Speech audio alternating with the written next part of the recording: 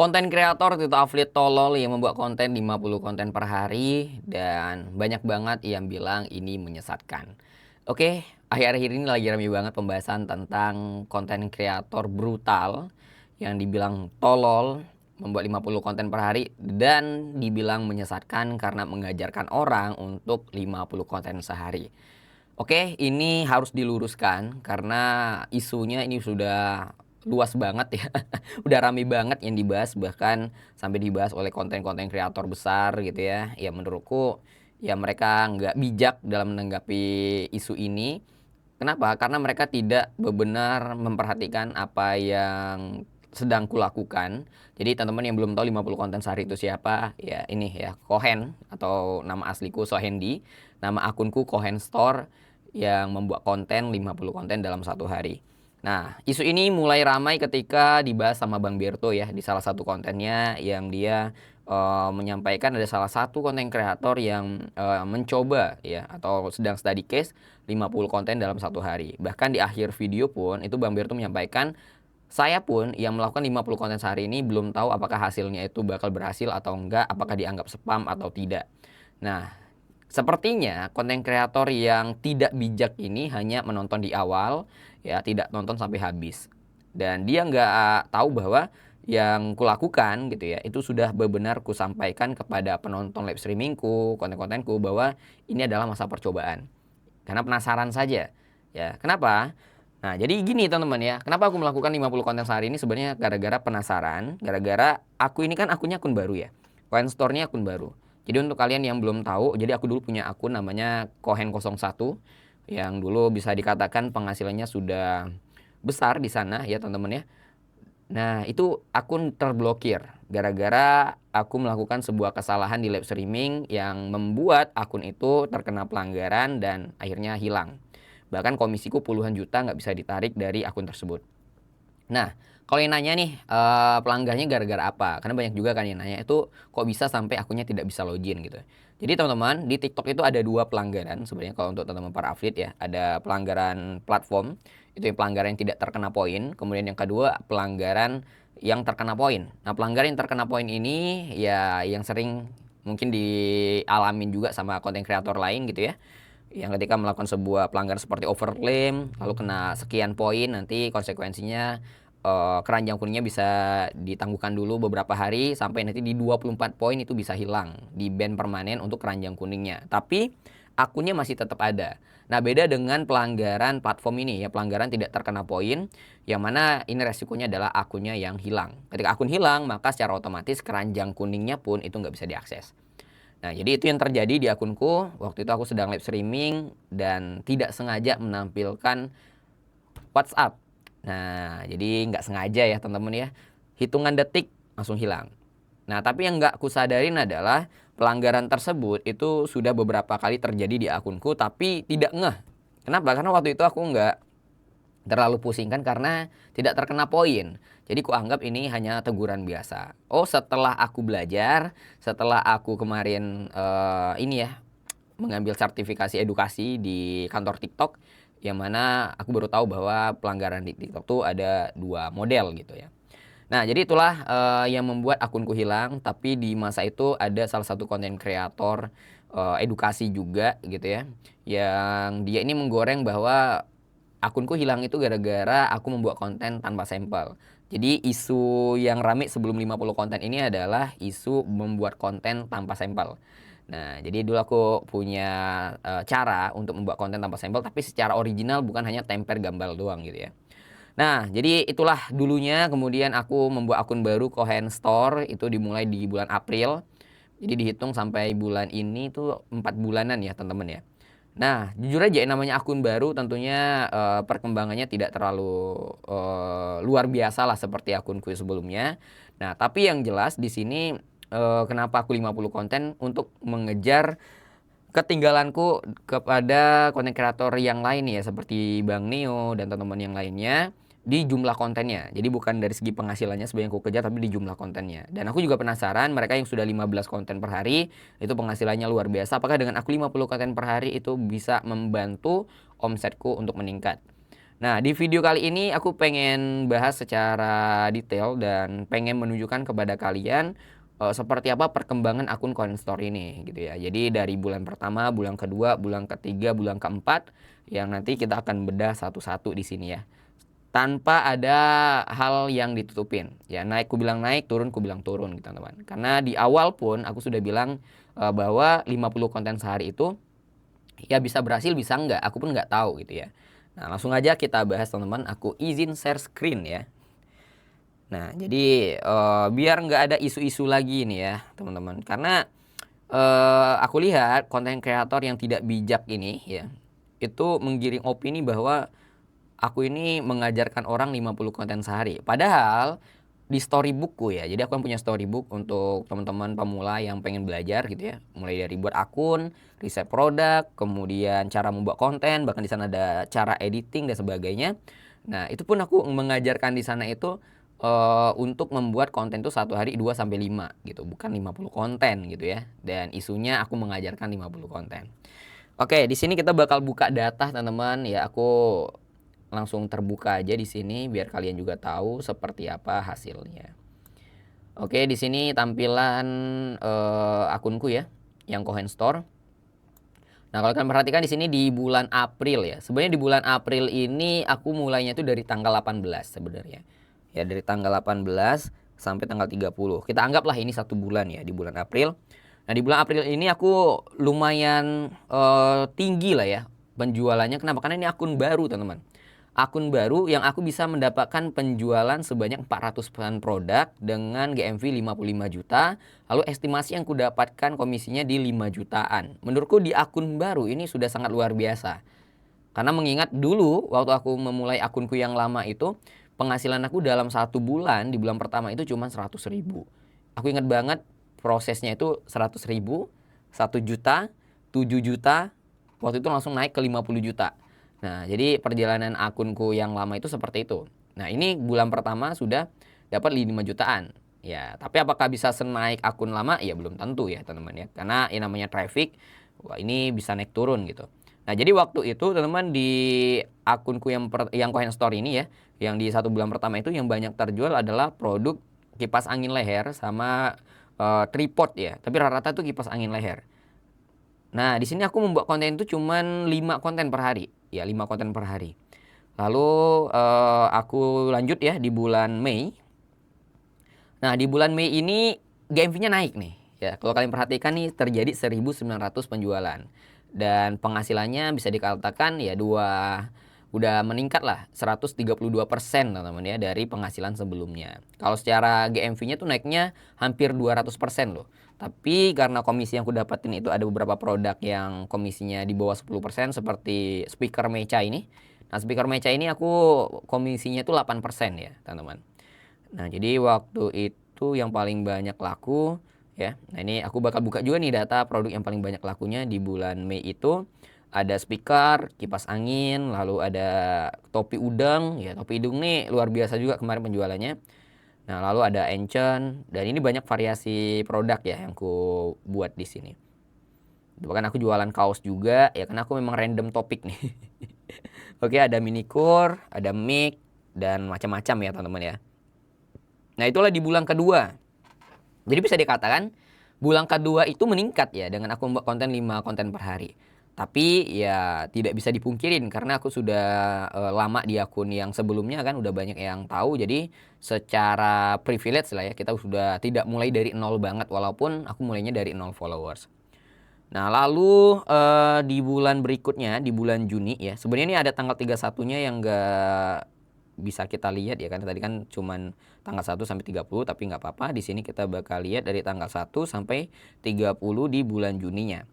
Nah, di bulan Juni ini justru ngedrop teman-teman ya. Ngedrop banget ya. Bahkan GMV-nya cuma 100 juta dan aku estimasi komisinya cuma dapat di 9 jutaan. Nah, apa yang membuat ini turun? Banyak banget yang nanya ya karena di storybookku juga aku share bahwa di bulan Juni ini adalah masa aku turun banget. Nah, ini disebabkan gara-gara aku ngontennya bolong-bolong. Jadi waktu di bulan Juni kemarin ya aku sedang banyak banget pekerjaan. Jadi yang belum tahu ya apakah aku itu fokus di affiliate doang atau enggak. Enggak, teman-teman, aku bukan hanya di affiliate. Affiliate ini hanya sebagai sambilan doang lah ibaratnya gitu ya. Sambilan tapi penghasilannya lumayan lah. 9 juta pun walaupun aku bilang ini turun, tapi 9 juta ini menurutku sudah besar lah ibaratkan ya, kalau dibandingkan dengan ya UMR daerah lah gitu. Nah, di bulan Juni ini yang membuat aku jarang banget posting ya, itu gara-gara yang pertama kerjaan ya, yang kedua gara-gara waktu itu aku lagi proses renovasi rumah ya. Jadi aku tuh ngambil perumahan lalu ya renov sedikit lah. Jadi waktu itu repotnya di sana gitu. Sehingga kontenku terbelangkalai lah. Apalagi studioku belum bisa dipakai kan. Nah, jadi di bulan Juni ini turun gitu. Nah, setelah bulan Juni inilah ya teman-teman, aku wah gimana nih caranya bisa naik lagi gitu ya. Aku coba konsisten lagi buat kontennya. Nah, di bulan Juni ini produk yang laku sebenarnya tidak beda jauh dari bulan sebelumnya gitu ya. Nah, ini langsung aja nih biar videonya nggak terlalu panjang, kita lihat di bulan Juli ya. Nah, di bulan Juli ini aku bersyukur banget. Kenapa? Karena naik gitu ya. Dari bulan sebelumnya di bulan Juni 9 juta lalu naik kembali menjadi 24 juta nih estimasi komisi yang aku dapatkan dengan omset 260 juta. Nah, ini kalau dihitung dengan umur akunnya gitu ya, teman-teman ya, baru masuk 3 bulan. Wah, ini sangat besar sebenarnya, sangat cepat ya. Karena jarang banget akun-akun baru itu yang langsung membludak gitu ya. Nah, di sini kalau kita perhatikan produk yang mulai laku tuh udah mulai ada produk baru ya, karena aku udah mulai riset barang lagi karena barang-barang sebelumnya itu sudah mulai turun nih trennya. Jadi aku selalu rutin riset produk ketika memang produk tersebut tuh udah mulai kelihatan bahwa dia akan turun gitu ya. Nah, di sini yang merajai waktu itu adalah Henry Ford. Bahkan dari Henry Ford doang itu omsetku hampir 100 juta gitu kan. Kemudian ada rak kamar mandi ya, yang aku brutal juga di sana. Nah, lalu di sini nih. Tuh teman-teman. Ya penjualannya lumayan nih. Bervariasi lagi produknya, aku udah mulai jualan tisu juga. Kemudian ada power bank juga gitu ya.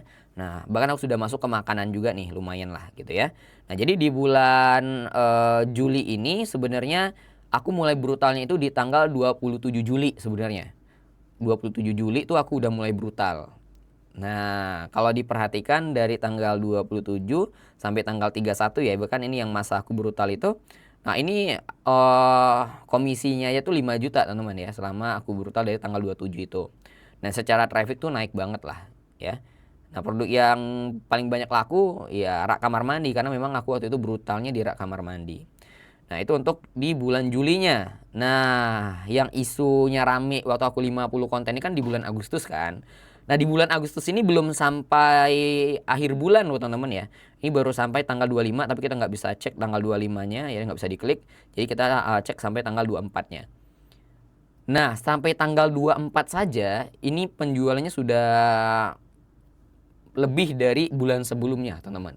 Ya, dengan produk dilihat juga sudah meningkat sampai 8 jutaan gitu ya. Walaupun kalau kalian perhatikan tuh viewsnya mungkin banyak di 200, 400 gitu ya.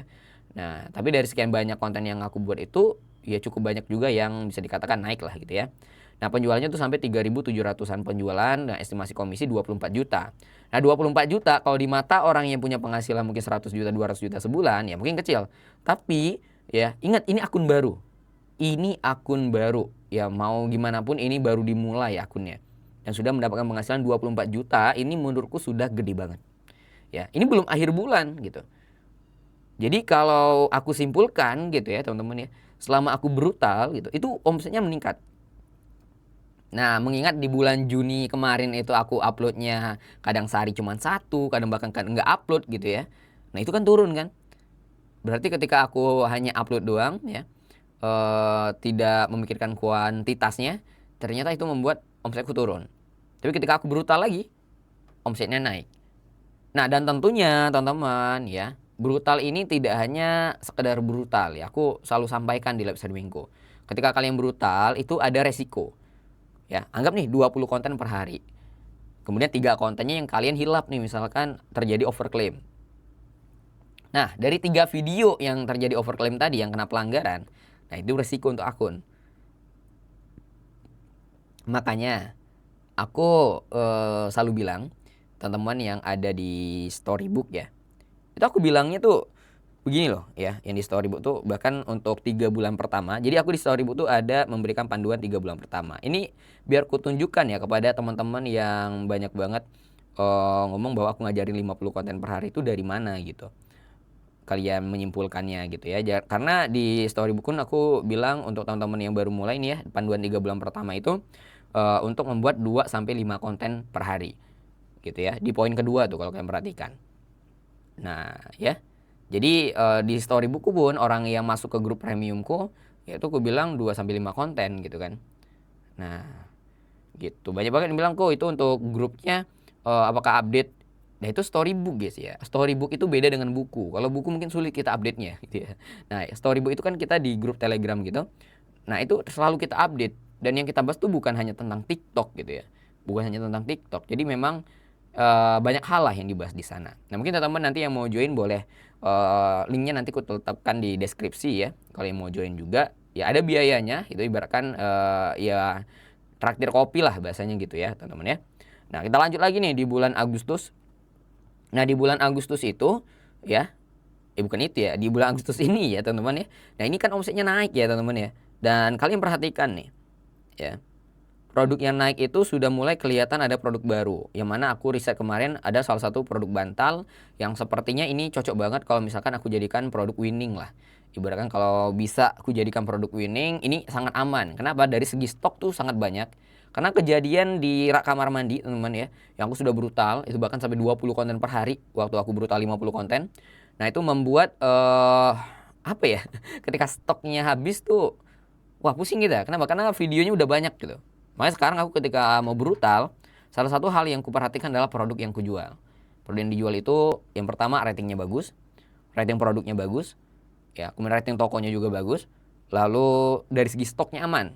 Jadi ketika kita brutal pun ya ini memang investasi yang aman lah gitu ya bahasanya ya. Nah sama tisu nih aku mulai bermain di tisu gitu. Kenapa tisu? Tisu ini juga stoknya banyak dan produknya yang membutuhkan juga lebih ke umum gitu ya. Nah di brutal ini aku banyak memilih produk yang memang stoknya itu benar-benar aman lah gitu ya. Karena ya kejadian ketika aku brutal di rak kamar mandi itu ya. Nah jadi teman-teman selama aku brutal ya, nah ini naik gitu. Naik loh. Nah, tapi balik lagi gitu ya, teman-teman. Apakah dengan 50 konten ini worth it atau enggak ketika mendapatkan penghasilan segitu gitu ya. Nah, itu balik lagi ke kalian ya. Ibaratkan wah, kohen dengan 50 konten per hari itu sampai 24 juta nih ya dengan akun baru lah bahasanya ya.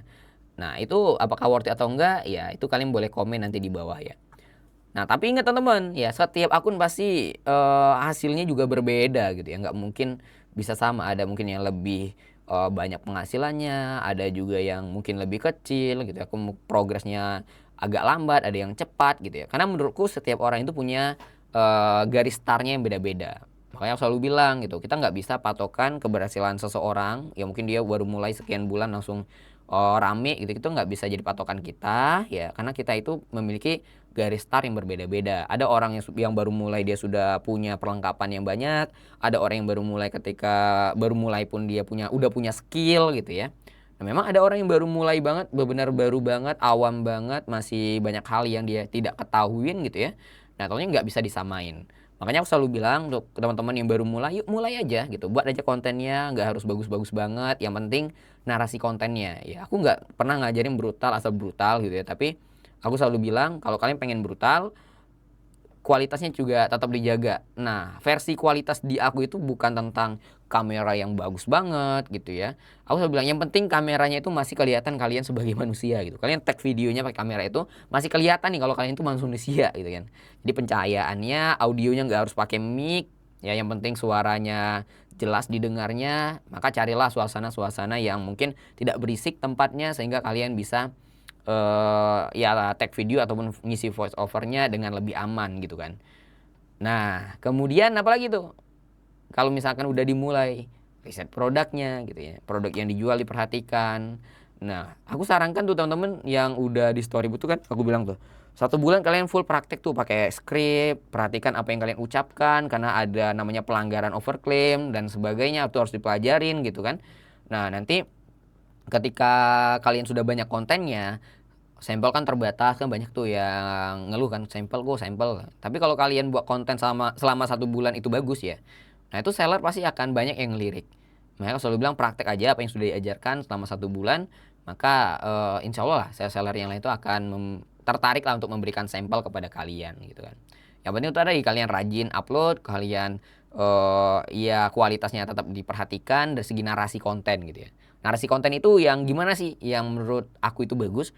Jadi narasi konten itu menurutku strukturnya itu berbagai macam ya teman-teman, yang nggak bisa disamain setiap konten gitu ya. Ada yang mereka tentang hook dulu, ada setelah hook dia CTA langsung, lalu penjelasan produk baru CTA lagi. Ada juga yang hook penjelasan produk baru CTA. Ada yang CTA dulu baru hook gitu ya. Kemudian penjelasan produk baru CTA lagi. Jadi setiap konten itu banyak lah ya variasinya. Tapi poin pentingnya adalah apa yang kita sampaikan di konten kita itu sampai kepada audiens gitu. Jadi kalau kontennya udah seperti itu menurut aku udah bagus gitu. Tidak harus pakai kamera yang mahal gitu kan. Tapi kedepannya ya namanya kita perang gitu kan. Ini kan masa perang nih ibaratkan. Nah pelan-pelan di-upgrade. Alatnya di-upgrade, skillnya di-upgrade gitu. Kalau kalian lihat, oh kenapa ya kok aku bisa 50 konten per hari. Mungkin yang julid itu dia nggak mampu 50 konten per hari. Dia berkualitas kontennya yang dia anggap berkualitas gitu ya. Tapi penjualannya nggak ada. Nah dia pikir kalau aku nggak berkualitas, lebih asal lagi kontennya gitu ya. Wah kayaknya dia udah coba kemudian nggak berhasil juga gitu ya. Mungkin gitu ya, mungkin begitu. Nah kemudian dia menjudge orang bahwa wah ini salah. Padahal ya di dirinya aja yang belum berhasil gitu kan. Dan aku selalu bilang di TikTok ini tidak ada yang gagal sebenarnya. Dengan pola apapun ya, dengan strategi apapun tuh nggak ada yang gagal. Tapi bisa dikatakan gagal ketika memang sudah berhenti. Jadi kan udah mulai, kemudian kalian merasa udah capek, lalu kalian putuskan untuk tidak melanjutkan lagi, ya itu baru gagal. Tapi kalau misalkan teman-teman masih lanjut, masih proses berjuang, ya itu belum gagal sih menurut aku. Itu lagi menikmati proses lah. Nah nanti akan ada masanya di titik kalian akan ngerasain juga ya hasil dari yang kalian kerjakan gitu kan. Ya nggak muluk-muluk lah. Ya di TikTok ini kita sebagai sambilan aja bisa dapat sebulan 3 juta, 5 juta itu udah sangat membantu kan teman-teman. Nah dan pesanku satu nih ya untuk kalian yang baru mulai banget. Akun itu pastikan dari awal tuh kalian akunnya sehat gitu. Aku dibahas tuh di storybook tuh ya teman-teman ya. Yang hal pertama yang kita perhatikan adalah kesehatan akun. Jangan beli followers, jangan hasil followersnya itu dari tangkap-tangkap. Ya jangan dari tangkap-tangkap. Kalau dari tangkap-tangkap, aduh, aku bisa ngomong begini gara-gara aku sebelum punya akun koin 012 tuh punya akun satu lagi yang mana itu hasil dari tangkap-tangkap. Yang mana aku udah konsisten buat konten yang banyak juga akhirnya hasilnya zonk juga. Setelah aku teliti ternyata hasil dari tangkap-tangkap tersebut. Ya, apakah ada orang yang dari hasil tangkap-tangkap itu akunnya bisa sehat kembali? Ada. Tapi gara-gara pengalamanku yang itu nggak berhasil daripada capek, lebih baik kita dari awal benar-benar memastikan akun kita itu adalah akun yang sehat gitu kan. Nah, jadi itu semua udah aku bahas di storybook ya teman-teman. Jadi kalau yang mau join juga di sana ya banyak hal yang bisa kalian ambil mungkin ya dari sisi positifnya, yang negatifnya nggak usah diambil. Nah itu nanti linknya aku letakin di deskripsi lah teman-teman ya yang mau join juga. Nah, tapi pada intinya di video kali ini ya tinggal kalian yang menilai apakah 50 konten yang kulakukan itu ya gimana lah hasilnya. Kalian bisa komen aja di bawah. Kalau menurut aku ya worth it lah dan meningkat gitu ya. Nah jadi teman-teman intinya di TikTok Affiliate ini kalian sabar aja dan berjalan pelan-pelan ya, pelan tapi terus gitu, jangan berhenti. Ya ketika ada yang salah tuh wajar gitu ya. Ketika gagal, misalkan nih gagal nih kalian membuat kontennya satu video sudah tag video, kemudian wah salah, gagal lah, kita anggap videonya gagal gitu kan. Nah itu nggak apa-apa, buat lagi gitu. Tapi ketika proses itu disebut dengan gagal, itu ketika kalian berhenti. Ya, ketika kalian berhenti nggak buat konten lagi, kalian berhenti tidak lanjutkan akun kalian lagi, itu yang disebut dengan gagal. Ya peluang di TikTok Affiliate ini gede banget ya.